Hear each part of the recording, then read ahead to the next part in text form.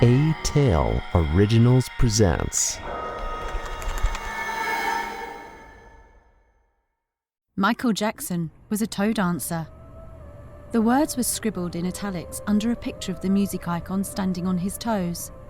It was not the only poster Olivia had in her purple-decked room, but it was the first she had ever bought, and many years later, she still couldn't say why that poster appealed to her so much. Michael Jackson was a toe dancer. Her mother had said the wordings appealed to her because it showed how deep things really were. Something could look quite superficial, but could also mean several other things when you think more of it. Olivia stared at the poster on the back of her closed door with dim, hazy eyes. Her eyes shifted to the wall by her dresser, where she had pasted her newest painting. She was not a morning person, and she relied on her mother to wake her every morning for school. Even then, it could take her at least an hour to fully wake. Today was the first time in months she had awoken on her own. Why didn't her mother wake her? Olivia had brown eyes and hair like her mother. She also had her height and stature. She was a miniature of her mother, and she had inherited almost everything except her morning spirit. Olivia opened her mouth to let out a lazy yawn. She shifted to lie on her side, still yawning, and stretched out her right hand to the bedside drawer to feel around for her cell. She picked it up and tapped it. She jumped up suddenly to a sitting position. It was almost 9. 9! She wondered again why her mother didn't wake her. And what was that noise? She thought to herself.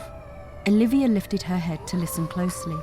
It was the dire tones of a siren, and it was ringing loudly in the distance.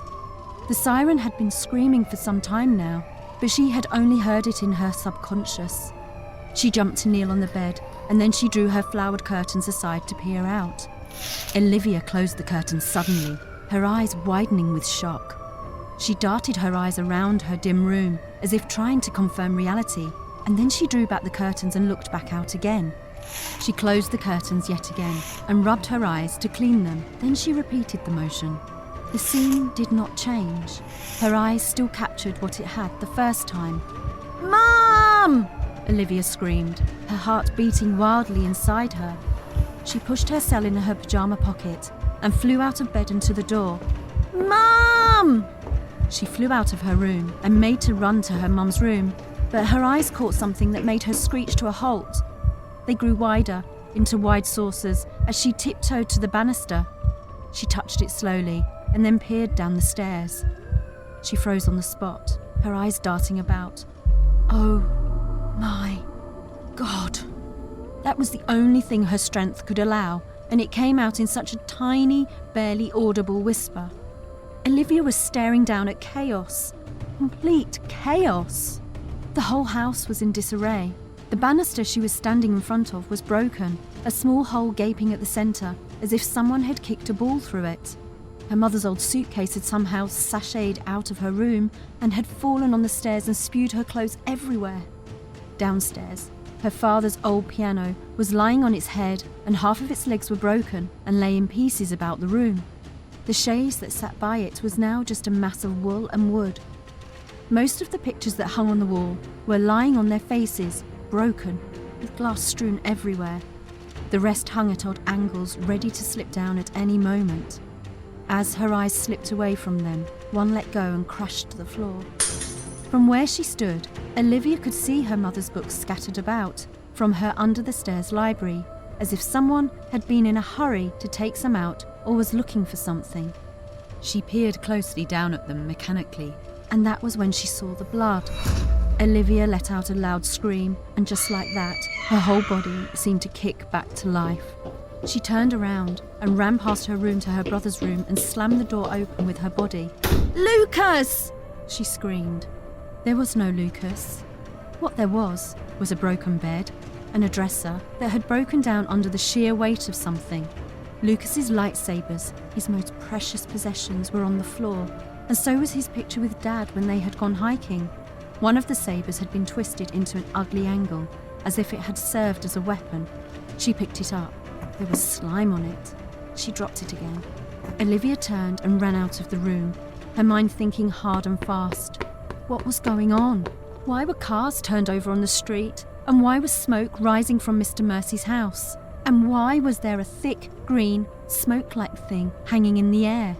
Why did their house look like an avalanche had gone through it? And for Christ's sakes, where was her mother and Lucas? She did not bother stopping at her mother's room. She already knew she wasn't there. She flew down the stairs instead, skipping over her mother's clothes and suitcase, and ran to the under-the-stairs library to peer at the blood.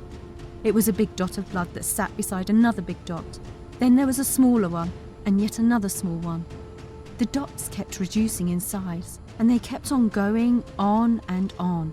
Olivia's eyes followed them until they stopped at the front door. She ran to the door. There was a bloody fingerprint on the handle. She looked back in, her eyes sweeping the whole room, her heart beginning to beat faster. They had left her. Something had happened, and they had run off and left her. She felt a sharp pain in her chest. They had not even bothered waking her, even Lucas. She couldn't believe it. What if she had died? But of what? What exactly had they run away from? She still didn't know what was going on. Olivia searched through her pockets and drew out her cell.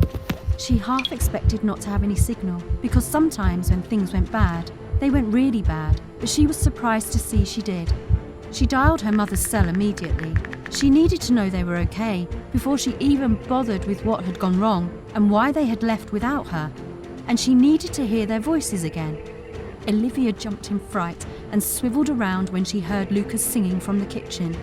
Then she slapped her forehead and let out a sigh. That was her mother's ringtone. Lucas had written a funny song about snotty girls that buried their face in their cell all day and loved makeup and food. It had basically been a song about Olivia, and Mother had treated it like the Grammy Award-winning song it was to her, learning the lyrics and singing along with him. Olivia groaned and ended the call. The Wi-Fi was still connected to her cell, so she went on Twitter next. The news fell on her in torrents the second she opened the app. So many tweets, so many video clips and pictures. Everyone sounded scared and excited. There were lots of hashtags: end time, paranoia, destruction, virus, mist, survivors, end of world, apocalypse, zombies. Zombies? They starred in all the clips. Humans with dead flesh and dead eyes chasing wildly after their species who still looked alive. In one clip, a zombie overpowered a man who was screaming with all his being. The zombie's mouth snapped on the man's neck, and Olivia immediately ended the video. Some of the people in the clips had clothes or masks over their mouths and noses, and Olivia wondered how they hoped that would stop the zombies from attacking. She could not understand it. It was almost like she had been swapped to an alternate universe of some sort, but she knew this was still Earth, only living through a different reality. When they had gone to sleep the previous night, Earth had absolutely no zombies or viruses. And what was it about a mist? Was that the green thingy? What exactly had gone wrong in about 8 hours between the time she had locked up her bedroom door and jumped in her bed and now? What had changed? Where had the zombies come from? Olivia decided to click on an international news outlet for a better explanation. The loading icon came on, rolling and rolling, and Olivia tapped the screen several times impatiently. She looked up to confirm the connection's strength and saw the Wi-Fi was gone. "No! No!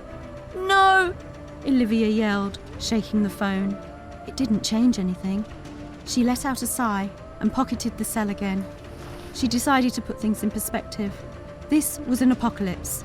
She was actually experiencing an apocalypse.